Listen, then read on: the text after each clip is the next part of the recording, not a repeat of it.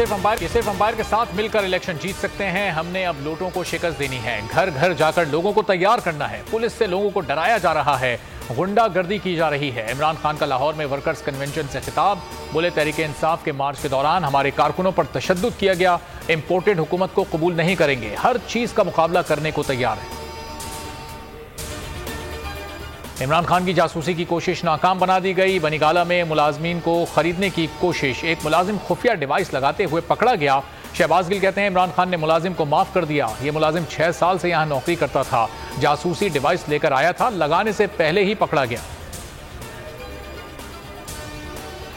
सिंध के 14 अजला में वोटिंग का अमल मुकम्मल, गिनती जारी। बोल न्यूज ने कई वार्ड्स के रिजल्ट हासिल कर लिए। गैर हतमी और गैर सरकारी नताइज के मुताबिक कश्मीर के वार्ड नंबर 7 से आजाद उम्मीदवार कामयाब, नौशेरो फिरोज 5 से भी आजाद उम्मीदवार कामयाब। पीपल्स पार्टी के उम्मीदवार दूसरे नंबर पर।